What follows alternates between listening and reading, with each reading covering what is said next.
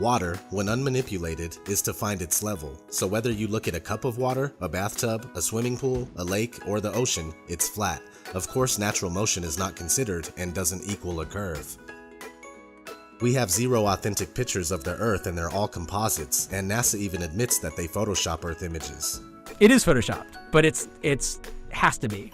On numerous occasions, NASA admits that we can't go beyond low Earth orbit, which is between 99 miles and 1,200 miles away. The interesting thing is that the moon is said to be 238,000 miles away, which is a difference of 236,800 miles.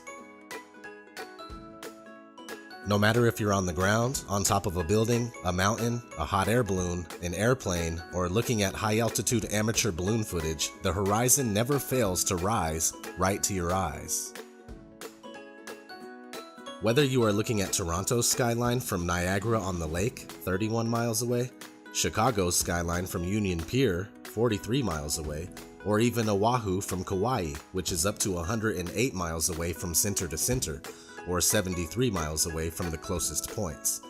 You will not see any curvature where it's supposed to be.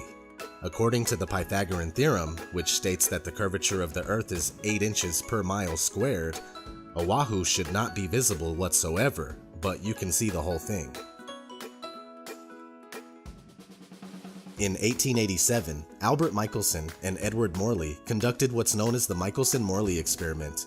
This experiment was attempting to prove the speculated motion of the Earth around the Sun, and when it failed, Albert Einstein was forced to form the theory of relativity to overcome this problem. In fact, anytime mainstream science is faced with undesirable results, they create a workaround, which isn't real science at all. The Sun is claimed to be 93 million miles away, with a radius of over 400,000 miles, but can easily be proven to be much closer and smaller by tracing the crepuscular rays back to its origin in the sky. If the Sun were indeed 93 million miles away, it would simply be impossible to have angled sun rays, as they should all consistently come in straight. According to the globular theory, a lunar eclipse occurs when the Sun, Earth, and Moon are in a direct line, but it is on record that since about the 15th century, over 50 eclipses have occurred while both the Sun and Moon are visible above the horizon. F.H. Cook, The Terrestrial Plane. It's a common misconception that the shadow of the Earth causes moon phases. Even the pastors and priests of the science religion readily admit this fact. The interesting thing about moon phases is that they are always the exact same 8 phases repeated.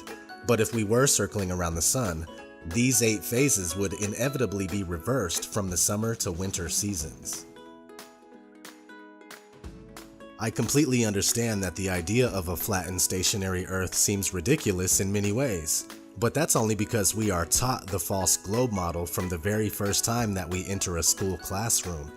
Not to mention the first time we are introduced to the concept of a flat Earth, it's depicted as a highly laughable world where ships, boats, and water would run off of the edge.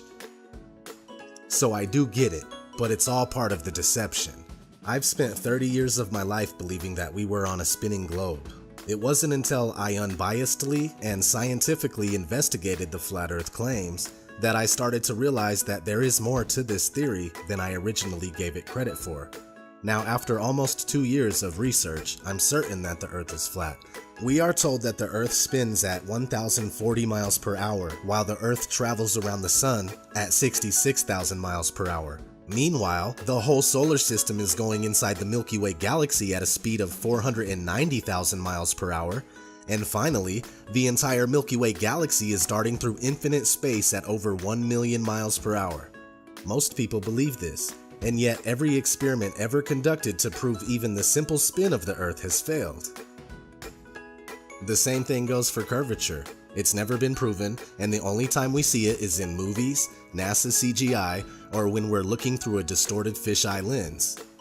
With all that said, please continue to research critically and don't be afraid to ask reasonable questions and speak out.